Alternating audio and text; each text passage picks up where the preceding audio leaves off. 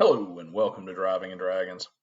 The debate between the advocates of various advancement mechanics in these games that we love has once again become the topic du jour in the online TTRPG commentary space, and I felt that this may be a great opportunity to discuss my thoughts on the topic and to lay out a few videos on the various experience point and leveling systems we use, how I feel about them, and how I feel they are best implemented not only for functionality, but also in terms of enhancing rather than hindering immersion in the game world. An update on the 280ZX. I've ordered a new set of spark plugs as a potential cure for my ignition problems. I pulled them the other day and they were pretty fouled up, and now this could just be from all the attempts to start with no spark, but it could also be a result of any number of other things throughout the reconditioning process, and making them a cause rather than a symptom of the ignition problems. And we shall see. So, experience. I feel that several videos dedicating time to each of the major advancement styles, their strengths, their weaknesses, what they do best, and where they utterly fail is the proper way to cover this, rather than making one monolithic super video that people will turn off in 5, 10, or 20 minutes right around the first time I say something they don't like. Not to mention that gives more time to explore the various ways they work. In this video, I'm going to take a bit of a surface level look at advancement in general and briefly my personal thoughts on those different systems. To start with, I am not a fan of leveling up in general. It is an unintuitive and immersion-breaking concept that has the unfortunate reality of kind of being between a rock and a hard place. It's really in a catch-22. How so? Simple. Leveling in a class to unlock new abilities and also to gauge the relative power of the party and its members against environmental challenges is not inherently bad. It is actually very useful to the game master, and it gives a dopamine hit of a reward to the player. But it honestly needs to happen in the background to truly stay out of the way of immersion. That would mean that the game master tracks it, and when the time is right, has the player alter his character sheet between sessions, which adds a significant amount of work to the GM's already lion's share of the administrative load. And the issue is that when the players track it and follow that progress, while it does have some excitement and enjoyment benefits on a meta level, it also alters the way they play their characters and the game as a whole. Decisions end up getting skewed towards things that result in XP. Plans get altered in unrealistic ways. Things like, quote, I know the Lich is getting ready to hatch his master plan, and if he completes his ritual, his demiplane will override ours, wiping out entire civilizations. But I'm only 1500 XP away from leveling up, so I think we should go into the mountains and find the rest of those frost giants first, unquote. We can say, don't metagame, and they need to stay in character until we're blue in the face. But in the bowels of their subconscious, the dopamine receptors of their brain are telling them to justify numerous alterations purely for the purpose of that sweet, sweet ding that happens when their character hits the next level. Just to put a point on that, I have often said that the Tomb of Horrors is the best training module for role-playing ever. It will teach a player to think in character, as their character instead of for their character. 90% of the stories I hear about a character dying in the tomb comes from the player having their character do something that they would never do themselves in the same situation in real life. If you lost your arm in the Green Devil Mouth, well, ask yourself, if you were in an ancient trap-filled tomb and saw a strange black hole, would you just shove your hand in it? Or did you only shove your head in there and end up decapitated because it's a game and it's a game character's head that you shoved in there? That kind of thinking is encouraged by experience point concerns. I'm going to fight to the death because I want the XP. And if he hits me with that flaming sword, I'll just take a long rest and a potion. Instead of, hell no, that sumbitch has a flaming sword. I ain't fighting him unless I have to. It's also not how people's skills progress realistically. A little background on me. I grew up in a martial arts household. I was fighting full contact by 16 and a professional kickboxer by 18. I trained hundreds of students over the years in everything from traditional karate to combat sport specific fighting. I know XP and leveling are abstractions, but the way people develop is incrementally over time, and there will always be some areas that they progress faster in and others that they progress more slowly in.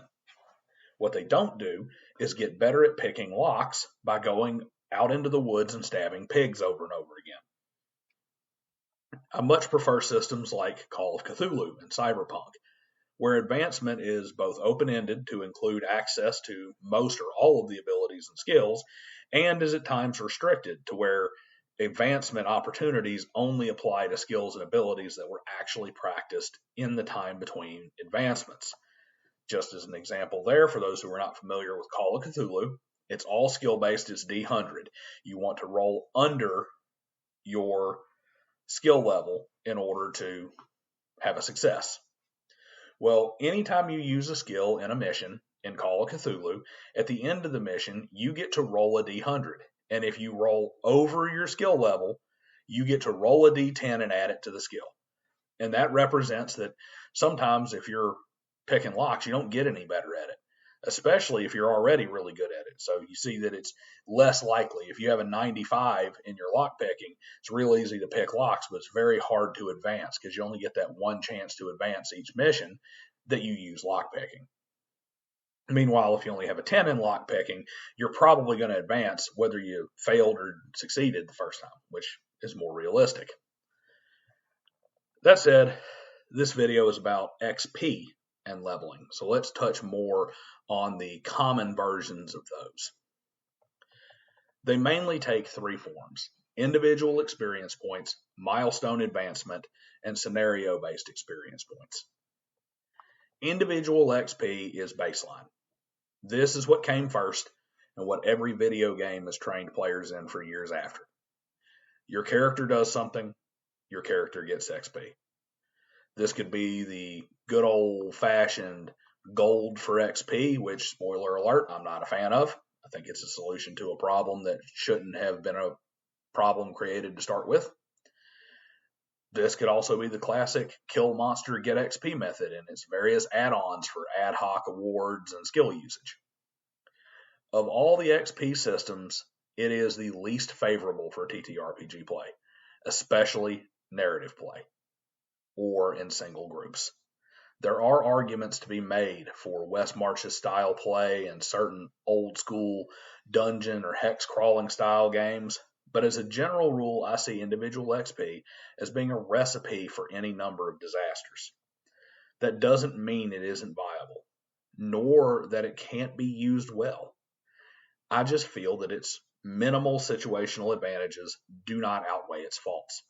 If I were to make a metaphor for individual XP, I'd say it's a lot like the traction control system on a car. On any car, there are performance gains from turning off traction control. On high performance cars, those gains are significant when it's pushed to the limit. On a daily driver, turning off traction control does virtually nothing but make it easier to lose control and wreck your car. The only reason that you can turn it off is because there are low grip situations like being stuck in the mud or on loose sand or gravel when you need to be able to spin the wheels. So unless you're stuck on a loose surface or driving a race car at the absolute limit, leave traction control on. Unless you're running a Bronstein or West Marches or some kind of competitive tournament play, leave individual XP off. Next out is scenario-based XP. This is the more viable cousin of individual XP, and honestly, it's the best way to use actual experience points leveling for singular tables. 99.9% of this hobby is played in groups that adventure together as part of the same party in the same campaign on the same adventures week in and week out. Like individual XP, it can be formalized or it can be ad hoc. How it's awarded is something that I'll cover in more detail on a video that is specifically about rewarding experience points. But the main difference here is that rather than awarding individual characters XP for their tasks that they've accomplished and taken part in accomplishing, a flat amount of XP is awarded to all of the player characters based on the completion of objectives and the overall handling of events within the campaign. It occupies a middle ground between individual XP and milestone advancement. If I use XP, this is the system I use. It helps keep the characters on a somewhat level playing field, which makes designing encounters and adventures easier. It encourages group play. It helps players keep their focus on making optimal character decisions without worrying about meta concepts such as quote unquote clearing the dungeon so they don't leave any XP behind. And on the other hand, it leaves in place XP-based mechanics, such as certain spells having an experience point cost, or there being a measurable mechanic for a player to catch up after suffering some kind of level drain or XP loss from an enemy. Last out is the milestone leveling. This is simply the practice of the game master telling players when they get to advance after reaching certain points in the campaign as predetermined by the game master. In terms of keeping encounters balanced and providing a very smooth, natural progression, it's pretty much unmatched and also completely eliminates the XP mining problem from character behavior. However, it does lead to some issues on the opposite end of that spectrum. For instance, instead of players deciding that their characters would definitely decide to go hunt owl bears to train while risking the ticking time bomb of the Lich's Ritual, you instead get players ignoring everything that isn't immediately related to their mission. The mission is to clear the goblins out of the old temple so the monks can move back in. Well, we aren't exploring that weird tunnel in the temple basement. Brick it shut and tell the monks they're good to go. We get our level for clearing out the temple, not for exploring this odd tunnel. You also run into a lot of players trying to find ways to shortcut objectives in order to hit the milestone and get that level up.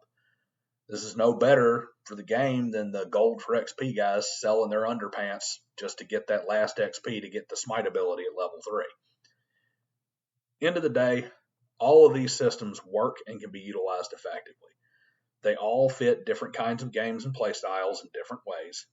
And as always, you need to do what's best for your table, your group, and the type of game you're running. As for me, I will be going over these methods and a few other alternative advancement methods in future videos. Let me know what you think in the comments below, because nothing helps this channel out more than engagement. Like, share, and subscribe, and I'll see you Monday for Intelligence as a Dump Stat. And boy, do we already have a ton of content for that one.